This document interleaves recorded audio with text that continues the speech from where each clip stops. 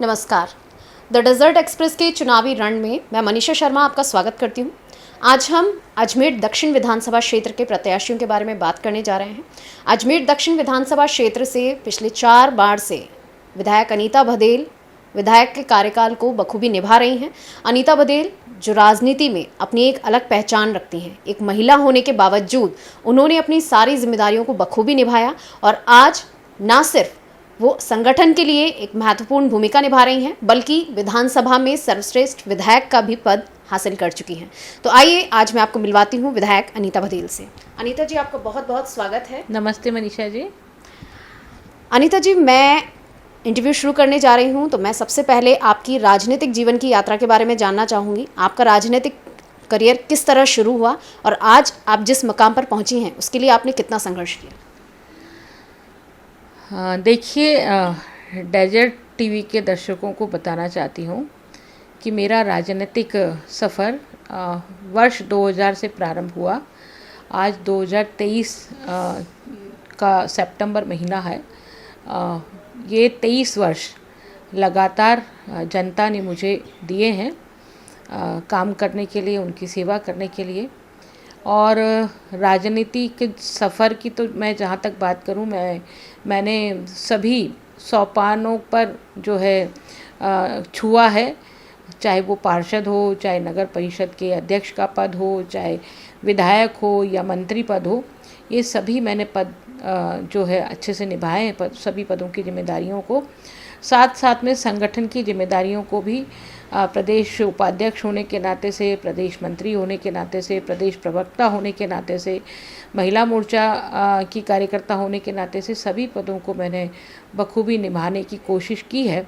और जनता इस बात को मोहर लगाती आई है हमेशा से ही कि जो कार्य मैंने किए हैं उन पर मोहर लगाई है। इसलिए अजमेर दक्षिण में हमेशा से ही कमल का फूल खिला है। तो ये गारंटी है इस बात की कि हमने अपने कोशिशों से, अपने प्रयत्नों से, अपनी मेहनत से जनता के दिलों को छूने की कोशिश की है। अनीता जी, आप अजमेर दक्षिण विधानसभा क्षेत्र की रहने वाली हैं, यहाँ की स्थानीय नागरिक हैं। यहाँ के लोगों ने आप में अपनी बहू, बेटी, बहन सबको देखा है, अपना हर एक रिश्ता आपके साथ में जोड़ा है। तो यहाँ मैं आपसे जानना चाहूँगी कि 4 बार का कार्यकाल आप विधायक के तौर पर निभा चुकी हैं। तो इस 20 साल के जो लंबा टाइम पीरियड है, इसमें आपकी पकड़ लोकल जनता के बीच में कितनी मजबूत हुई है? देखिए, ये अजमेर दक्षिण की जनता तो एक तरह से हमारा परिवार ही है ना। हर कॉलोनी, हर मोहल्ला, हर गली, हर बस्ती कोई ना कोई परिवार जन वहाँ रहता ही है, मिलता ही है। और मैं परिवार जन की बात यूँ कर रही हूँ क्योंकि एक आम जन के नाते से भी मेरा रिश्ता उनसे बखूबी रहा है। जिन बच्चों के वर्ष 2001 में, वर्ष 2002 में मैंने स्कूलों में एडमिशन कराए हैं, वो आज हमारे मतदाता हो गए हैं, इतने बड़े हो गए हैं। तो निश्चित रूप से ये रिश्तों की जो कड़ी है वो मजबूत कड़ी बहुत अच्छे से बनी है। और उन्हीं रिश्तों के कारण से ये जो एक राजनीतिक रिश्ता धीरे धीरे जब और गहरा होता है तो एक पारिवारिक रिश्ते में बंध जाते हैं। तो ऐसे बहुत सारे राजनीतिक रिश्तों को मैंने परिवार के रिश्तों में बांधा है। और वो परिवार के रिश्ते अब आज एक बहुत बड़ा परिवार का रूप ले चुका है। और मुझे लगता है कि यह जो बहुत बड़ा परिवार है, यह बहुत बड़ा परिवार अब मेरा परिवार बन चुका है। इसलिए भाजपा से उनका नाता कोई राजनीतिक नहीं रहा, एक परिवार का नाता हो गया है। और यही संबंध, यही रिश्ते मुझे जो उनका अपनत्व देते हैं, है ना, मुझे भी उनको अपना बनाने के लिए और उनको मैं अपनी सी लगूं, ऐसी कोशिश चलते चलते आज ये स्थिति मैंने पाई है। तो ये मैं बहुत अपने आप को सौभाग्यशाली समझती हूँ कि हर परिवार अनीता बघेल को बहुत करीब से जानता है और अनीता बघेल उनको बहुत करीब से जानती है। अनीता जी, आपने परिवार की बात की, आपके क्षेत्र की जनता को आप अपना परिवार मानती हैं और कहीं ना कहीं परिवार को बांध कर रखना भी आपकी जिम्मेदारी है। इसी तरह से जब आप भारतीय जनता पार्टी संगठन से जुड़ी हुई हैं तो हम जानना चाहेंगे कि संगठन में आपकी भूमिका इस वक्त क्या है? देखिए, इस वक्त तो संगठन में मेरे पास कोई दायित्व नहीं है, क्योंकि आज से 1 महीने पहले तक प्रदेश प्रवक्ता का दायित्व मेरे पास था। परंतु चूंकि चुनाव आने वाले हैं, इस चुनावों को मद्देनजर रखते हुए अलग अलग दायित्व दिए गए हैं, तो मुझे लगता है कि अभी तो संगठन में एक विधायक की भूमिका को मैं ढंग से निभा पाऊँ, वही मेरे पास जिम्मेदारी है। आप 20 साल से विधायक के पद पर काबिज़ हैं, 4 बार का कार्यकाल आपका रहा है, इसमें आप मंत्री पद पर भी काबिज़ रही हैं, मंत्री की भूमिका भी निभा चुकी हैं। तो इस 20 साल के जो लंबे सफ़र पर जब आप रही हैं, तो आपकी उपलब्धियों के बारे में हम जानना चाहेंगे। देखिए, बहुत सारी उपलब्धियां रही हैं, है ना। वर्ष 2003 में जब पहली बार मैं विधायक बनी और हमारी सरकार बनी, है ना, सरकार का होना भी बहुत ज़रूरी होता है। तो उस समय भारतीय जनता पार्टी की सरकार थी, वसुंधरा जी मुख्यमंत्री थे। उत्तर भारत का पहला महिला इंजीनियरिंग कॉलेज यदि कहीं खुला तो अजमेर दक्षिण में खुला। हमारे यहाँ इंजीनियरिंग कॉलेज नहीं हुआ करता था, बड़लिया में इंजीनियरिंग कॉलेज उस समय खुला था, और बड़लिया के साथ साथ महिला इंजीनियरिंग कॉलेज भी यहाँ खुला। ये सबसे बड़ी हमारी शिक्षा के क्षेत्र में उपलब्धि रही है। और उसके बाद में बहुत सारे छोटे छोटे काम मैं गिनाऊँ तो बहुत सारे काम हुए हैं। बड़े काम जो हम गिना सकते हैं, उनमें बड़े कामों में ये बहुत महत्वपूर्ण देन जो है वो अजमेर को मिली। इसके साथ साथ देखिए आप, हमारा जो सैटेलाइट हॉस्पिटल है, आज जो जिला स्तरीय हॉस्पिटल है ना, JLN मेडिकल कॉलेज है। JLN मेडिकल कॉलेज में बहुत सारे डिपार्टमेंट्स उस समय नए बनाए गए। कैंसर की कैथ लैब उस समय पहली बार आई थी JLN हॉस्पिटल में। और अजमेर पूरब से मैं उस समय विधायक हुआ करती थी, JLN हॉस्पिटल भी मेरी विधानसभा क्षेत्र में होता था, तो वो पहली बार हुआ। शास्त्री नगर, वैशाली नगर और यहाँ पर बहुत सारे डेवलपमेंट स्कीम्स आई जब वसुंधरा जी थे तब। साथ साथ में चूँकि उस समय वैशाली नगर से लेकर के और आदर्श नगर तक अजमेर पूर्वी विधानसभा क्षेत्र होता था। इसके साथ साथ ये जो है CRPF का ब्रिज उस समय हमने पूर्ण कराया था, क्योंकि इस समय उसके पहले वहाँ फाटक हुआ करता था, लेवल क्रॉसिंग होता था। हमने लाइब्रेरीज़ बनाई, हमारी तोपदड़ा की लाइब्रेरी उस समय बनी थी, और पहली बार तोपदड़ा की लाइब्रेरी जो किराए के भवन में चलती थी उसको भवन उस समय मिला था। तोपदड़ा स्कूल का पूरा परिसर बिल्कुल जंगल उगे हुए थे, जंगली बबूल के कांटे हुए थे, वो पूरा तोपदड़ा स्कूल का रिनोवेशन हमने कराया। वो इतना स्थापित तोपदड़ा स्कूल था। वो उस समय वहाँ के पार्षद हुआ करते थे राम सिंह जी सैन। वो तो अक्सर ही मेरे ऊपर यही आरोप लगाते थे कि वो शिक्षा मंत्री हैं क्या, तोपदड़ा स्कूल में ही बहुत काम कराती हैं, तोपदड़ा स्कूल से भी बाहर निकले। उनका अक्सर ये आरोप हुआ करते थे। उनको भी ये बात शायद याद होगी कि नहीं होगी, पर मुझे ये बात ज़रूर याद है। तो 2003 से 2008 के बीच में ये महत्वपूर्ण उपलब्धियाँ हमारी रही हैं। जब भारतीय जनता पार्टी की सरकार थी उस समय पानी 24 घंटे में, माननीय वसुंधरा जी ने 24 घंटे में पानी आना चाहिए। तोपदड़ा की जो पानी की टंकी है वो उस समय बनी। घूघरा घाटी पर जो पानी की टंकी है वो, उसकी तारीख आप देखेंगे, उसके ऊपर जो पत्थर लगा हुआ वो देखेंगे, तो वो सांवरलाल जी PhD मिनिस्टर थे उस समय वो पानी की टंकी बनी। तोपदड़ा की पानी की टंकी के साथ साथ में हमारे पास बालूपुरा में जो पानी की टंकी है, पहले पूरा बालूपुरा गाँव पानी से बहुत परेशान होता था, पानी की एक बूंद नहीं टपकती थी। वो पानी की टंकी जो है, बालूपुरा पानी की टंकी, वो उस समय हमारे कार्यकाल में बनी। इसके साथ साथ एक विशेष बात मैं बताना चाहूँगी, उसके पहले कांग्रेस की सरकार थी और ललित भाटी जी विधायक थे। कल्याणीपुरा में पानी की लाइनें नहीं बिछी हुई थी। आज कल्याणीपुरा के लोग यदि ये इंटरव्यू सुनेंगे तो उनको मैं याद दिलाना चाहती हूँ कि कल्याणीपुरा में हर घर जल की व्यवस्था, कोई व्यवस्था नहीं थी, पानी की एक बूंद नहीं थी। लोग सिर्फ कुएं पर और हैंडपंपों पर ही निर्भर होते थे। उस समय पहली बार कांग्रेस के शासन में ललित भाटी जी ने लोगों का वोट लेने के लिए उस समय पानी की टंकी बना दी। लेकिन वो पानी की टंकी बन तो गई, लेकिन पानी की टंकी में पानी कैसे भरेंगे, पानी कैसे भरा जाएगा, इसकी कोई व्यवस्था नहीं हुई। और सिर्फ जब भारतीय जनता पार्टी की सरकार बनी, मैं जब विधायक बनी, तब मैंने जब ये जानकारी की कि इसमें ये पानी की टंकी क्यों नहीं भरी जा रही है, तब पता पड़ा कि ये पानी की टंकी तो भर ही नहीं सकती है, सिर्फ ये लोगों को बेवकूफ़ बनाने के लिए खड़ी करिए पानी की टंकी ताकि लोग वोट देते रहें। तो मैंने पूछा कि ऐसा क्यों हुआ है, तब उन्होंने बताया चूंकि रेलवे ट्रैक है, पानी की टंकी जहाँ बनी है उसके और पानी की लाइन जिससे पानी जाना है उसके बीच में रेलवे ट्रैक है, और रेलवे किसी भी कीमत पर ये परमिशन नहीं दे सकती कि उनकी रेलवे ट्रैक के नीचे से पानी की लाइन क्रॉस हो और फिर वो पानी की टंकी भरे। तो उस समय चूंकि अटल बिहारी वाजपेयी जी की सरकार केंद्र में थी, मैं खुद केंद्र में गई, रेल मिनिस्टर से मिली, मनोज सिन्हा जी थे उस समय, एक साउथ के थे, उनको मैं मिली और उनको मैंने रिक्वेस्ट किया कि आप किसी भी तरह से ये पानी की टंकी का क्रॉसिंग का अनुमति दे। डीआरएम को 10 बार मैंने निवेदन किया और उसके बाद में वो अनुमति मिली और केंद्र सरकार से अनुमति मिली, और केंद्र सरकार से अनुमति मिलने के बाद में 2 साल बाद चुनाव 2003 का विधायक चुनाव भी जीतने के 2 साल बाद में हमने वो पानी की लाइन को क्रॉस कराया और उससे पानी की टंकी भरने का काम शुरू हुआ। पानी की टंकी जब भर गई तो पानी की टंकी से फिर घर घर कनेक्शंस हमने दिलाए। हमने लोगों को रोड कटिंग का पैसा भी मैंने स्टेट गवर्नमेंट से कह के माफ़ कराया और हर घर में हमने पानी पहुंचाने का काम किया। कल्याणीपुरा के लोगों ने यदि पहली बार है ना नल का पानी पिया है तो उस समय 2004-05 के बीच में जब हमने पानी का कनेक्शन कराया तब उन्होंने लोगों ने पानी पिया।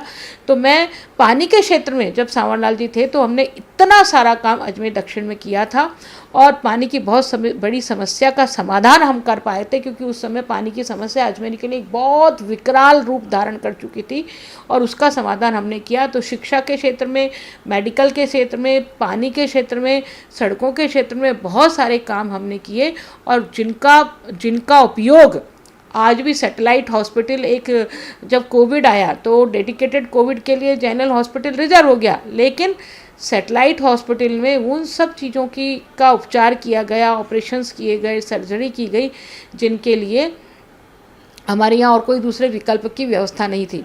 तो इतने सारे काम हमने उस समय कराए हैं, ये मैं कांग्रेस के लोगों को भी कहना चाहती हूँ और मैं हमारी जनता को पुनः याद दिलाना चाहती हूँ कि ये सारे काम उस समय हमारे द्वारा कराए गए थे।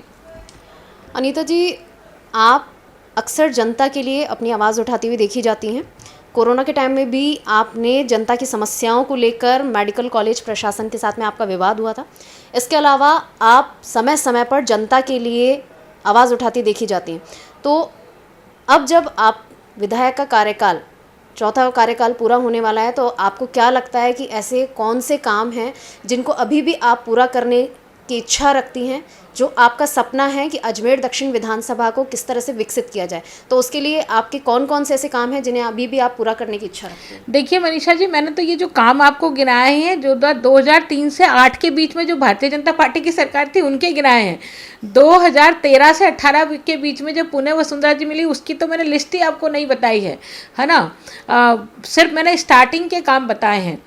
बहुत सारे काम हमने 2013 से 18 के बीच में भी कराए और मैं तो ये कहूँगी कि हमारा दुर्भाग्य है कि 2 बार इन 20 सालों में 10 साल तो कांग्रेस की सरकार रही और 10 साल कांग्रेस की सरकार रही, इसलिए हम चाह कर के भी बहुत कोशिशों के बावजूद भी कुछ नहीं करा पाए।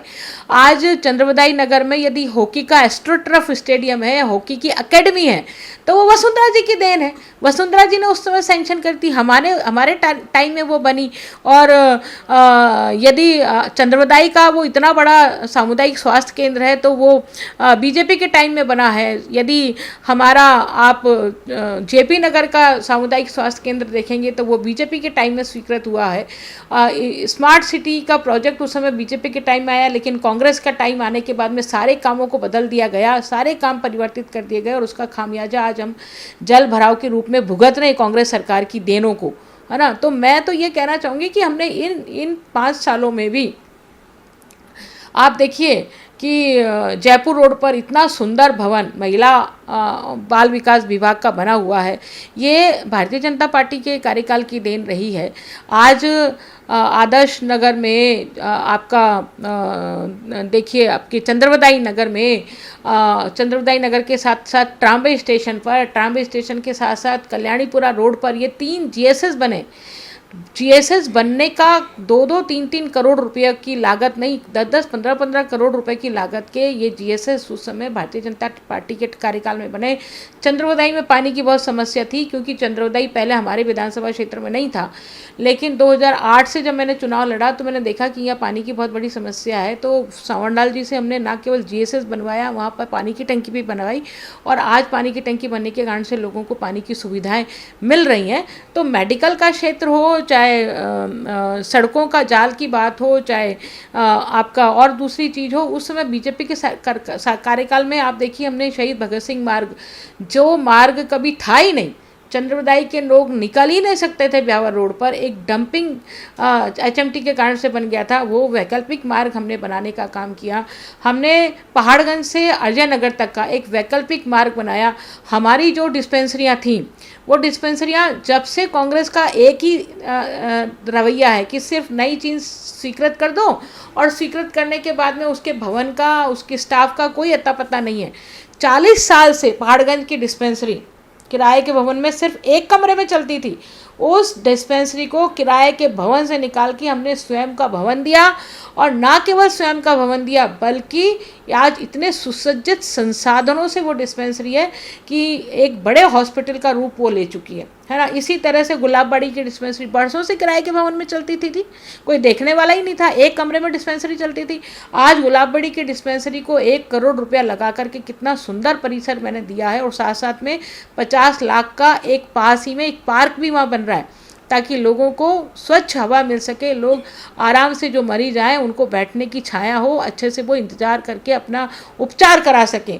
आप तीसरी आपका भवन है जो विजय पोलो क्लिनिक था, जो अभी आज की तारीख में विजय पोलो क्लिनिक कहलाता था, वो आपके श्रीनगर रोड की डिस्पेंसरी भी किराए के भवन में चलती थी, आज वो डिस्पेंसरी स्वयं के भवन में चल रही है। तो ये 20 साल की उपलब्धियां मैं बता रही हूँ, जो 40-50 साल से कांग्रेस की सरकार नहीं कर पाई, वो हमने इन 10 साल के भारतीय जनता पार्टी के कार्यकाल में किया, क्योंकि 10 साल तो स्वयं कांग्रेस की ही सरकार रहा है। और आप देख ही रहे ना कांग्रेस के लोगों का रवैया, कांग्रेस की सरकार का रवैया, हमको कोई स्वीकृति वो आज तक नहीं देते हैं, और किस तरह से कांग्रेस के लोग रोड अटकाने का काम करते हैं, स्मार्ट सिटी के कामों को सबको परिवर्तित करके, और इस तरह से आना खसागर झील को डुबोना का काम ये शहर को किया है।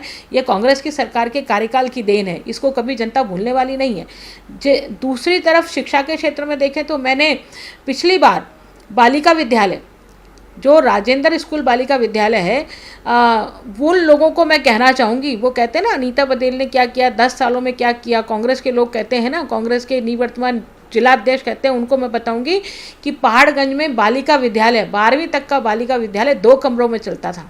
2 कमरों में 12वीं तक का विद्यालय चलता था भाई। हाँ, जाकर के देखो, आज वो 2 कमरों से निकाल के 17 कमरों का एक शानदार विद्यालय, जिसका खुद का भवन है, जिसमें कैमरे हैं, जिसमें स्मार्ट रूम है, इसमें स्मार्ट ब्लैक बोर्ड है, स्मार्ट क्लासरूम है, इतना अच्छा खेलने का मैदान है, वो पूरा 5 करोड़ रुपए की लागत से हमने वो बना करके दिया, और आज 1200 बच्चियाँ उस विद्यालय में अध्ययनरत हैं। तो वो मैं दिखाना चाहूँगी कि वो हमने करा करके दिया है।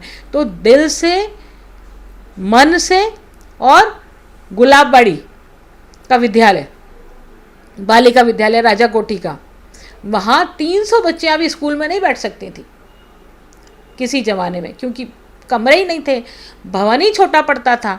आज वहाँ पर 1200-1300 लड़कियाँ हैं, इतना बड़ा ग्राउंड, इतना बड़ा विद्यालय, और बच्चियाँ आज वो उसका गेट जब हम देखते हैं ना, विद्यालय का गेट, प्रवेश द्वार देखते हैं, तो लगता है कि कोई निजी स्कूल तो नहीं है ये, है ना।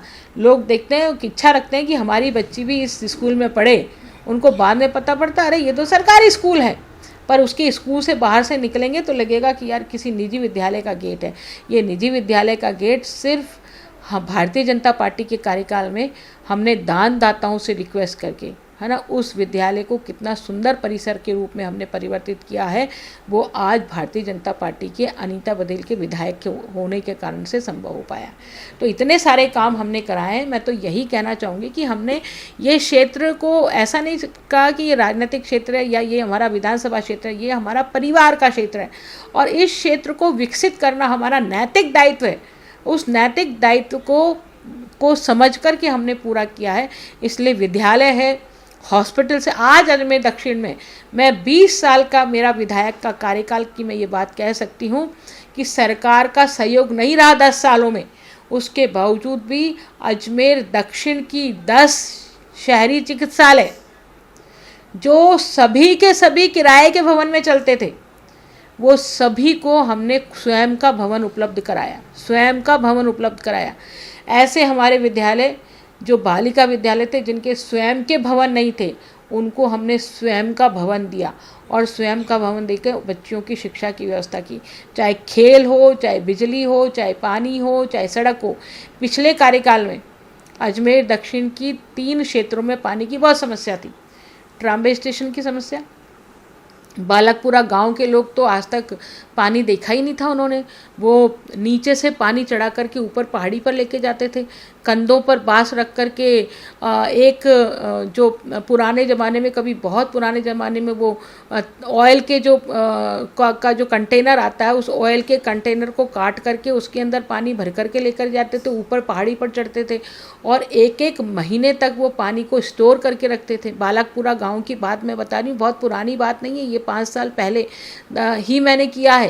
और उस बालकपुरा गांव में कहीं 1 इंच सरकारी ज़मीन नहीं थी। गांव के लोगों से बात करके, रिक्वेस्ट करके उनको निवेदन किया, मैं पानी की टंकी आपके लिए बनाने के लिए तैयार हूं, पर आप यदि मुझे ज़मीन उपलब्ध करा दें तो आपको कहीं दर दर की ठोकर नहीं खानी पड़ेगी। और उसका नतीजा ये रहा कि गाँव के लोगों ने हमें ज़मीन उपलब्ध कराई और उस ज़मीन की उपलब्धता के आधार पर हमने बालकपुरा में पानी की टंकी बनाई और पानी की टंकी को भरने का काम किया। आज बालकपुरा के लोगों ने, जो परसों से उनका सपना था कि कभी हम पानी पिएंगे, पीएचडी का बीसलपुर का पानी हमको मिलेगा, वो बालकपुरा के लोगों से जाके पूछो कि ये बालकपुरा में 70 साल आज़ादी के बाद कांग्रेस ने 70 साल शासन किया, वो बालकपुरा के लोगों को पानी किसने पिलाया। दूसरी तरफ आप जागृति नगर, अजय नगर में आज पानी की टंकी बन रही है, ये भारतीय जनता पार्टी माननीय स्वर्गीय किरण महेश्वरी जी की देन है, उन्होंने स्वीकृत की, लेकिन ज़मीन नहीं होने के कारण से, ज़मीन के विवाद के कारण से इस समय पर पूरी नहीं हो पाई। और आज तक हमने उसके लिए लगातार प्रयास करे, ज़मीन उपलब्ध कराई, एक्वायर्ड कराई लैंड को, और एक्विजिशन के बाद में आज जागृति नगर की पानी की टंकी बन रही है, ट्राम्बे स्टेशन पर पानी की टंकी बनाई। तो ये जितनी पानी की टंकियां हैं, ये कोई ऐसे ही नहीं बन गई हैं, उनके लिए व्यक्तिगत प्रयास हुए हैं और व्यक्तिगत प्रयास करने के बाद में उन तक पानी पहुंचाने का हमने काम किया। कई लोग कहते हैं अजमेर दक्षिण में पानी की समस्या थोड़ी कम है ना, उत्तर में बहुत ज़्यादा है, लेकिन पानी की समस्या बहुत कम है। पानी की समस्या कम होने के पीछे कारण ही यही है कि वहाँ पर हर समय में हम पानी की व्यवस्था कैसे कर पाएँ, पानी की टंकियाँ कैसे बना पाएँ, उसके लिए पिछले जब से मैं विधायक हूँ तब से हमने प्रयास किया और उसी का नतीजा आप जॉन्सगंज में इमली वाली, जो जॉन्सगंज की पानी की टंकी बनी हुई है, जॉन्सगंज इमली वाली गली में कभी पानी की बहुत बड़ी समस्या थी, है ना। लोगों को मैं बताना चाहूँगी, जॉन्सगंज की पानी की जो टंकी बनी है उसका पत्थर जाके देखें, वो कब बनी पानी की टंकी। वो पानी की टंकी 2003 से 8 के बीच में सावन लाल जी जब मिनिस्टर थे तब बनाई। तो अजमेर दक्षिण में पानी की समस्या के समाधान का बहुत बड़ा काम हमने उस समय किया और लगातार हम अभी भी कोशिश में है कि जिन क्षेत्रों में थोड़ी बहुत पानी की समस्या रह गई है उन क्षेत्रों की भी पानी की समस्या का समाधान करें। तो इस दृष्टि से पानी, बिजली, सड़क, शिक्षा और स्वास्थ्य, ये मूलभूत चीज़ें होती हैं लोगों के लिए, ये मूलभूत चीज़ें लोगों को उपलब्ध हो, इसकी कोशिश मैंने लगातार की। अनीता जी, स्मार्ट सिटी प्रोजेक्ट जो है वो केंद्र सरकार की बहुत महत्वाकांक्षी योजना थी और सब बहुत खुश हुए थे जब अजमेर को इसकी लिस्ट में शामिल किया गया था। लेकिन जब अजमेर में ये योजना आई तो इसका मूल स्वरूप जो था वो परिवर्तित कर दिया गया। आज अगर देखा जाए तो स्मार्ट सिटी प्रोजेक्ट में कई खामियां हैं। तो केंद्र सरकार की इस योजना का लाभ अजमेर दक्षिण तक बहुत कम पहुंच पाया है और अजमेर उत्तर को भी जितना मिला है उसमें भी काफ़ी खामियां हैं। तो इस पर आपकी राय क्या है? देखिए, स्मार्ट सिटी प्रोजेक्ट में स्मार्ट सिटी है ना, स्मार्ट सिटी का मतलब है कि सबको सार्वजनिक यातायात की सुविधा सुगम हो, ट्रैफिक की समस्या ना रहे, पानी, पीने का पानी सबको मिले, स्वास्थ्य सबको मिले, शिक्षा सबको मिले, इसका मतलब यह होता था। लेकिन ये प्रोजेक्ट जब सैंक्शन होने के बाद में इसके काम धीरे धीरे प्रारंभ होने लगे। DPRs बनी, क्योंकि कोई भी काम जब जब स्मार्ट सिटी प्रोजेक्ट आया तो स्मार्ट सिटी में कुछ क्षेत्रों को चिन्हित किया गया कि ये एरिया बेस्ड डेवलपमेंट करेंगे। एरिया बेस्ड स्कीम के तहत उसको एरिया चिन्हित किया गया कि इस एरिया में डेवलपमेंट करेंगे। एरिया चिन्हित हो गया। एरिया चिन्हित होने के बाद में काम चिन्हित हो गए कि हमें बस स्टैंड को रिनोवेट करना है, नया बस स्टैंड बनाना है, हमें पानी निकासी की जो हमारा एस्केप चैनल है उसको ठीक करना है, एस्केप चैनल का रिनोवेशन करना है ताकि पानी की निकासी ठीक प्रकार से हो जाए। हमने पानी के प्रोजेक्ट हमको सैंक्शन करने ताकि पानी की समस्या किसी तरह से नहीं रहे। ट्रैफिक के लिए वैकल्पिक मार्ग बनना चाहिए ताकि ट्रैफिक को डाइवर्ट किया जाए।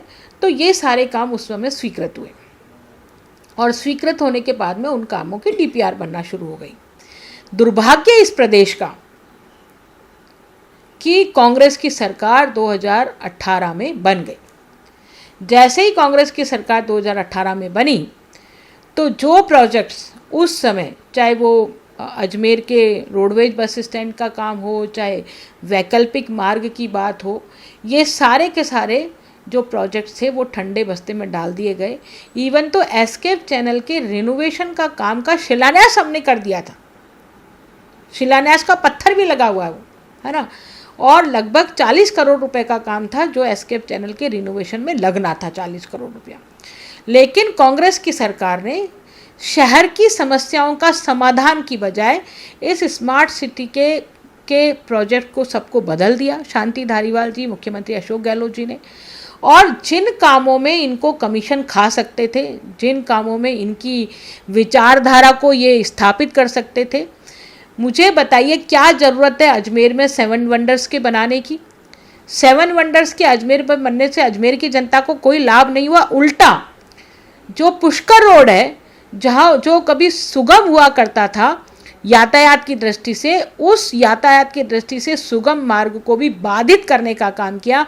जो प्रशासन एक कॉम्प्लेक्स की स्वीकृति के समय पार्किंग की व्यवस्था देखता है कि यहाँ पे पार्किंग की व्यवस्था है कि नहीं है, उसी प्रशासन ने उस रोड पर 7 वंडर्स बनाकर, वो भी आना सागर के की जद में भराव क्षेत्र में मिट्टी डाल करके, उसको भराव क्षेत्र को कम करके उसमें 7 वंडर्स बनाए और ट्रैफिक की नई समस्या अजमेर शहर के लिए खड़ी कर दी। जबकि ये कोई प्रोजेक्ट नहीं था, इससे अजमेर की जनता को कोई लाभ नहीं मिला है। हम एक वैकल्पिक मार्ग स्टेशन रोड का पैरेलल बनाना चाहते थे जो पाल बिचना में से होकर के गुजरने वाला था। उस वैकल्पिक मार्ग को ठंडे बस्ते में डाल दिया। यदि वो वैकल्पिक मार्ग मिलता तो अजमेर शहर के लोगों को ट्रैफिक जाम से मुश्किल जो में है उससे समाधान मिलता। एलिवेटेड रोड जिस घटिया क्वालिटी से बनाया है, पूरे के पूरे अधिकारियों ने उस एलिवेटेड रोड में सिर्फ और सिर्फ पैसे खाने का काम किया। चाहे वो उस समय का तत्कालीन अध्यक्ष हो, चाहे उनके नीचे बैठे हुए मातहत हो, उस सब अधिकारियों ने सिर्फ इसमें कमीशन खोरी का काम किया है। किसी भी तरह से वो एलिवेटेड रोड आज ट्रैफिक की समस्या का समाधान नहीं दे रहा है, क्योंकि जिस तरह से वो नसिया से उसकी एक भुजा उतारी गई है, वो नसिया से भुजा इतनी गंदी लगती है कि कहीं हम कोई फिसल पट्टी से उतर रहे हैं, बच्चों की जो खेलने की फिसल पट्टी है उससे उतर रहे हैं, ऐसा महसूस होता है। ट्रैफिक की समस्या उस एलिवेटेड ब्रिज पर ऑलरेडी बन गई है।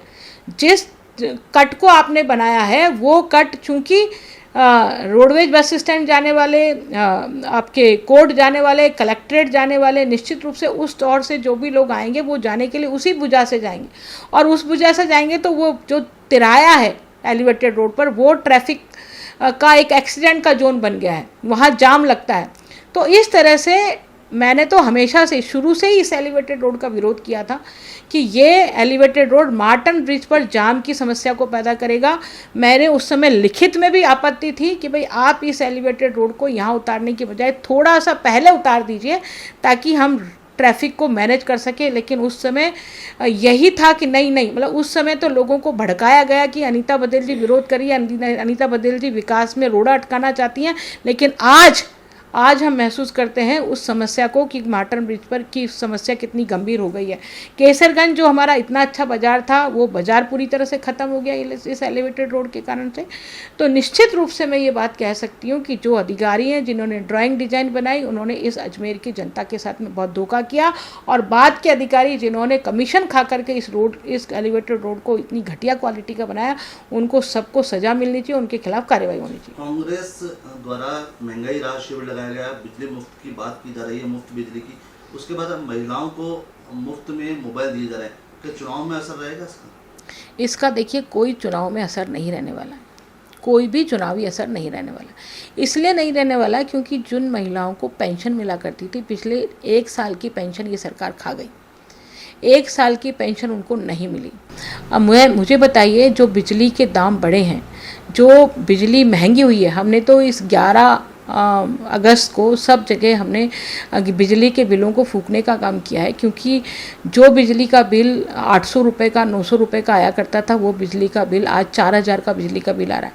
उस 4000 का बिजली का बिल आदमी अपना बिजली का बिल भरे या अपने बच्चों को पढ़ाए। रही बात मोबाइल की, तो मुफ्त का सामान निश्चित रूप से जनता ले लेगी, बहुत खुशी खुशी ले लेगी, लेकिन जनता बहुत अच्छे से जानती है कि ये चुनावी स्टंट है। 4 साल तक जब कोविड जैसी महामारी आई थी, जब लोगों को रोजगार नहीं था, जब लोग भूखा मर रहे थे, उस समय भी सरकार ने बिजली के बिल माफ़ नहीं किए, और आज ये सरकार बिजली के बिल माफ़ करने की बात कर रही है। तो ये सिर्फ चुनावी स्टैंड है, जनता बहुत अच्छे से जानती है। अशोक गहलोत जी के चुनावी स्टैंड को पिछले 2 बार से भुगत रही है, इसलिए इस बार भी जिस तरह से पिछली बार रवाना किया था कांग्रेस के लोगों को, उसी तरह से इस साल भी कांग्रेस के लोगों को रवाना करना चाहिए। जो मुख्यमंत्री अशोक गहलोत हैं, इन्होंने अभी न्यायपालिका पर एक विवादित बयान दिया था, जिसकी वजह से अधिवक्ताओं ने अपना काफ़ी कड़ा विरोध जताया है। तो यहाँ मैं ये जानना चाहूँगी कि मुख्यमंत्री अशोक गहलोत इस बार का अपना जो कार्यकाल है, उसमें कई बार विवादित बयान दे चुके हैं, तो क्या इनके इस तरह के जो विवादित बयान हैं, वो कांग्रेस की छवि को चुनावों में धूमिल करने के लिए काफ़ी रहेंगे? काफ़ी नहीं, बहुत कुछ असर दिखाएंगे, क्योंकि अशोक गहलोत को अपनी सरकार का भ्रष्टाचार नहीं दिख रहा है। किस तरह से सचिवालय में करोड़ों रुपए मिले, सोने की सिल्लियाँ मिली हैं, सचिवालय में वो आई कहाँ से? किस तरह से कोविड में अशोक गहलोत की सरकार ने सरकारी खरीद में भ्रष्टाचार किया, किसी को मालूम नहीं है। सारे बहुत प्रकार के भ्रष्टाचार इस कांग्रेस सरकार के हैं। खुद आकंठ डूबी हुई है सरकार, और भ्रष्टाचार के चलते ही माइनिंग के क्षेत्र में देख लो और बजरी के क्षेत्र में देख लो, आए दिन करप्शन के नए नए किस्से सामने आते रहते हैं। तो निश्चित रूप से ये जो हमारी जो मशीनरी है, वो इसको सबक सिखाएगी, क्योंकि अपने ही उप मुख्यमंत्री को कभी नकारा और निकम्मा कहा जाता है, कभी अपने मंत्रियों के बारे में कुछ उल्टा सीधा कहा जाता है।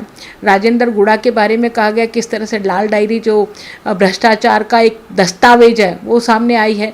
और जुडिशरी का भ्रष्टाचार उनको भ्रष्टाचार लगता है, लेकिन उनके यहाँ पर कितने लोगों ने भ्रष्टाचार किया है, कितने लोगों ने, कितने अधिकारी कर्मचारी भ्रष्टाचार में लपेटे पाए गए, लेकिन उनके खिलाफ कार्रवाई करने के नाम पर जीरो है। उनको उनके खिलाफ चालान प्रस्तुत करने के लिए, उनके खिलाफ इन्वेस्टिगेशन के लिए सरकार अनुमति नहीं दे रही है। तो इसका मतलब उनको संरक्षण करना चाहती है, और उनका संरक्षण इसलिए करना चाहती है क्योंकि ये भी भ्रष्टाचार में लिप्त हैं। तो ये अशोक गहलोत कब क्या बोल दें, ये किसी मतलब इतने फ्रस्ट्रेटेड हो चुके हैं, इतने फ्रस्ट्रेटेड हो चुके हैं कि वो अपनी सरकार को बचाने के लिए कुछ भी बोल सकते हैं। अजमेर में कांग्रेसी लड़ते भिड़ते नजर आ रहे हैं, लगातार वीडियो वायरल हो रहे हैं, क्या लगता है कि फिर भी कांग्रेसी बोलते हैं हम एक है, क्या लगता है? मुझे यही कहना है कि अभी कुछ दिनों पहले कांग्रेस के 2 दिग्गज जो अजमेर दक्षिण से चुनाव लड़ चुके हैं, उनकी बयानबाजी सामने आई। मुझे तो सुनकर ही शर्म आती है कि लोग एक दूसरे के बारे में इतना गंदा कैसे बोल सकते हैं। इसके पहले गोविंदम में जो एक दूसरे के साथ हाथापाई हुई, झगड़ा हुआ, खुद कांग्रेस के जो प्रभारी थे, जो पर्यवेक्षक थे, उनके सामने झगड़ा हो गया। धौलपुर की घटना और जयपुर की घटना, सब जगह की घटनाएं रोज़ सामने आती हैं। तो मैं तो यही कह सकती हूँ कि कांग्रेस में गुटबाजी बहुत चरम पर है, और ये कांग्रेस की आज की बात नहीं, ये हमेशा की बात है। इसलिए कांग्रेस तो सिर्फ अपने पुराने जो उनकी जड़ें हैं, उनके कारण से ही जिंदा है, ना तो उनके पास संगठन है, ना उनके पास विचार है। एक छोटा सा सवाल और उसका छोटा सा जवाब, आखिरी सवाल।